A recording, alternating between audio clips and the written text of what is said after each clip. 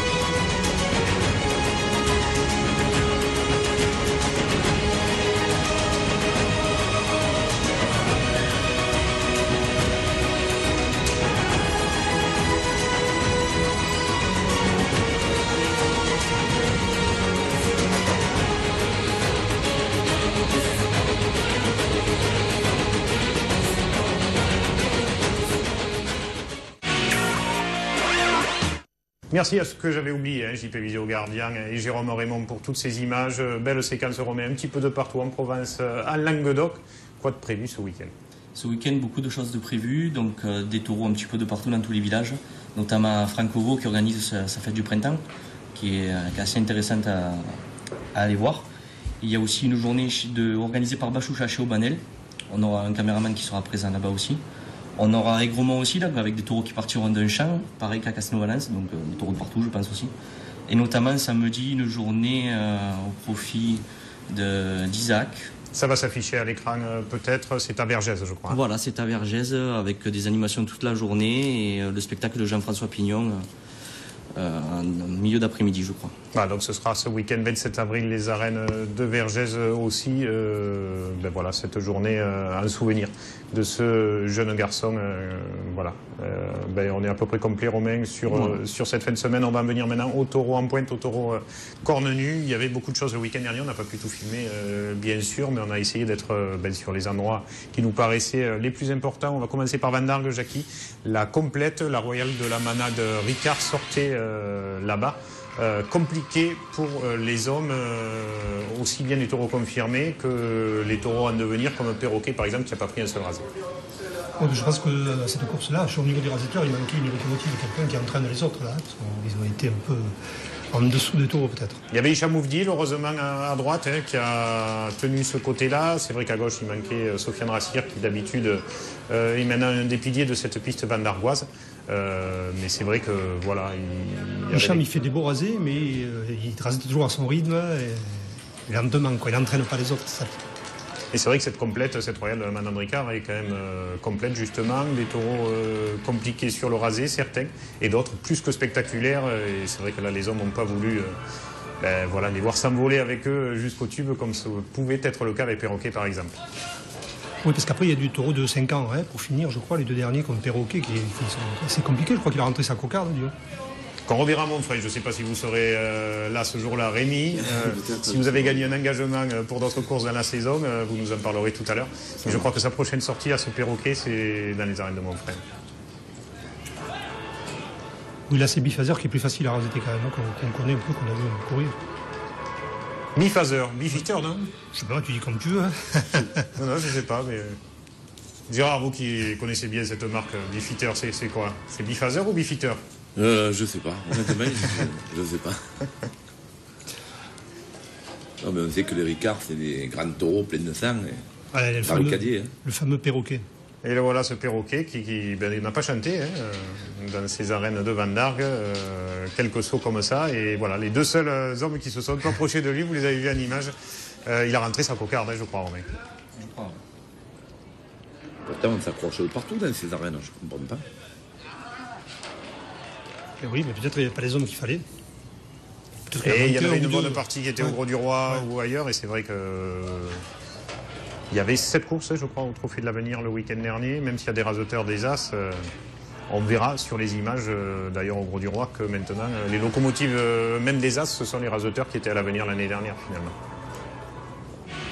Merci à Roger Curran qui était de la partie dans ces arènes de Van Dargue. On embrasse Raymond Ferrière qui n'a pas pu couvrir cette course-là, mais qu'on retrouvera très vite avec nous. On va faire un petit tour maintenant du côté de Port-Saint-Louis-du-Rhône, le village bien sûr cher à Josette Lager. René Coudert était parti très tôt le matin pour couvrir cette course-là.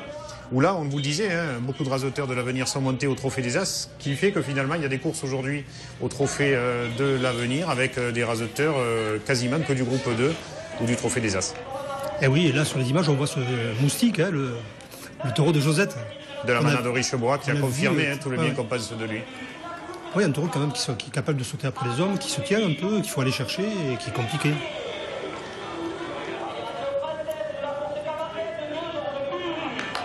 Et toujours l'excellentissime, on la voit Josette Lager, qui sourit, l'excellentissime Joris Alvarez au micro. Et un bon Benjamin Sabot quand même à noter, côté droit, dans cet après-midi. Ah oui, on le voit là, il fait de superbes rasés.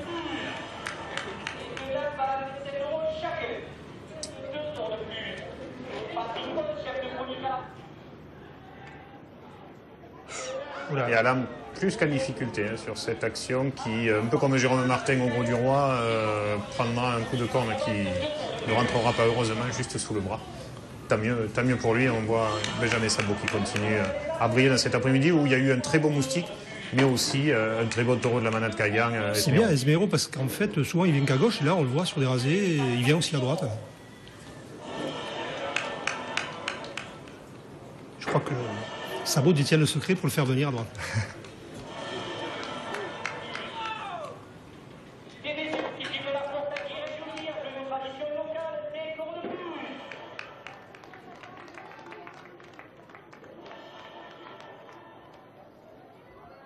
Et on le voit, l'omniprésence de Benjamin Sabot côté droit qui a été là du début à la fin. Et a noté aussi la bonne prestation de ce petit taureau de la manade à l'art Redon.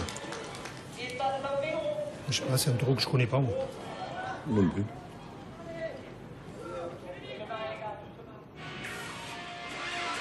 On vient de voir Benjamin Sabot, Rémi, vous le savez, il vous ressemble. Apparemment, votre frère, non, du tout. Vieux de province, vous êtes bien de Bouillargues, c'est ça? Ah ouais, c'est ça, exactement. Et c'est pas préjudiciable comme ça que, vu qu'on ne vous connaissait pas, finalement, nous on vous avait découvert, en tout cas le grand public vous avez découvert l'année dernière, entre autres à la finale d'État. Oui. Et les gens, j'avais entendu autour de nous, disaient c'est Benjamin Sabot qui rasait. Non, c'est Rémi Ibarra. Oui, c'est vrai que plusieurs fois en protection, on a pu nous confondre, mais on voit quand même que s'il se met à côté de moi, il n'y a pas une graine de ressemblance, enfin pour moi. Mais c'est vrai qu'en plus, vous êtes deux beaux bébés, vous êtes tous les deux très grands, charpentés. Voilà, c'est des côtés cocasses de la tauromachie. On va voir que tous les deux, vous êtes brillants. Benjamin l'a été à Port-Saint-Louis, vous l'avez été fortement dans les arènes de Montfray. Il y a un paquet qui se ressemblait, ou Tarka, Martin, Passemar, ils avaient même prouvé ça. Muscat, Morad, ouais, c'est pareil, tu as les générations, il y en a qui se ressemblent. Allez, la suite de ce trophée de l'avenir, les arènes de Saint-Laurent-des-Gouzes pour cette nouvelle complète, celle de la manade de la Garde. La veille, les Fabre-Maillans étaient présents, mais c'est un trophée du printemps des Royales qui cette année prend l'eau, puisque l'écuyer, non c'est pas l'écuyer, c'est laquelle qui a été annulée déjà. Fabre-Maillan le samedi. Oui, mais il y a l'écuyer, je crois déjà. Aussi. La première oui. a dû être annulée purement et simplement. Donc il y aura 2 manades en moins cette année. Dans ce printemps des Royales, dommage parce que c'est quand même une belle compétition et de ne pas avoir vu l'écuyer ou les Fabre-Maillans, surtout que c'était quand même 2 sorties intéressantes. En tout cas, la course de la manade de la Garde a été intéressante de bout en bout avec la bonne prestation de Catif à droite. Je crois que surtout en deuxième partie ça a été bien et je crois que c'était le 6e qui a été le meilleur. Alors... Et on les voit, ces beaux rasés de Catif, embêtés à la main. Pour se tenir, c'est pas évident. Et malgré ce, il a quand même tiré la course dans ce rasé exceptionnel. Il a fait presque oublier Mehdi Belgourari dans les arènes de Saint-Laurent-des-Gouzes de la semaine précédente avec les Laurents. Oui, c'est vrai qu'il y avait une équipe, il n'y avait que 2 raseteurs du Trophée de l'avenir et 6 raseteurs du groupe 2. Et ce sont ces 2 raseteurs-là qui sont sortis. Mais ils ont quand même bien raseté, tout le monde a bien raseté, je crois. Et Zekra, oui. Il était aussi. Ouais. Il a été bien. Oui.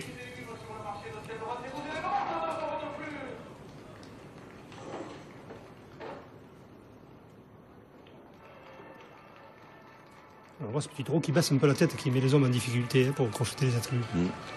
Mais qui finit bien à la planche. Là, je pense que c'est celui-là le meilleur de la course. D'après notre ami Yves Granier. Alors, si ça vient de dire... Qui notait et qu'il a bien noté, il m'a dit. 9 sur 10, soi-disant.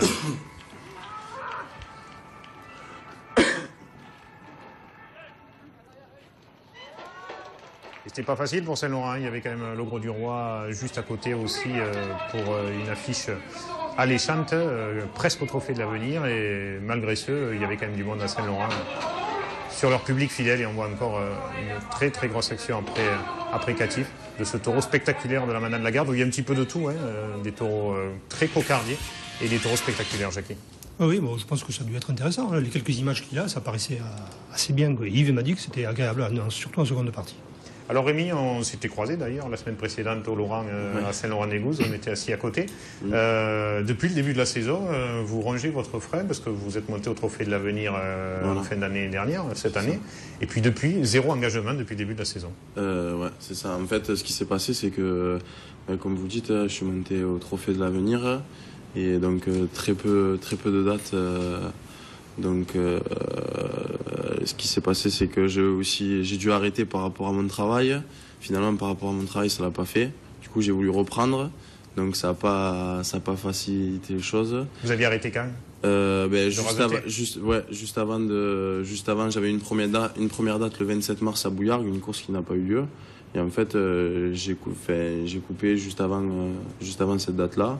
Finalement, ça l'a pas fait. Et puis, il y a à peu près un mois, j'ai pu reprendre. Et puis voilà, et puis donc j'ai pris mon sac et puis avec un peu de volonté, je me suis pointé au vestiaire. Ça fait 3 week-ends, mais bon, sachant qu'en plus je suis pas avantagé, sachant que je suis jamais rentré au classement. Donc tout le monde est prioritaire, quoi. Tout le monde passe devant moi. Après voilà, ça faisait 3 week-ends que je sautais à la corde et puis ce week-end, ça a souri pour moi. Yvan Millard vous a dit que vous risquiez de retourner à Montfrein ou pas après la course? Dites-nous ce qui s'est dit. Non, il n'a pas voulu décrocher un mot. Il a pris mon numéro de téléphone. Après, on verra si ça se passe aussi bien que ça s'est passé dimanche pour les prochaines courses. Il paraît qu'il a été excessivement spectaculaire, Yvan Millard. Vous me disiez justement, Jackie, que c'est la première fois de sa carrière qu'il avait réussi à faire un coup de barrière avec un taureau. Hein. En contre-piste, on n'a pas les images, c'est sa femme qui veut s'en débarrasser, je crois. C'est possible. Ben, écoutez, on va revenir sur tout ça sur Montfrein. Ne bougez surtout pas, ce sera tout de suite après ça.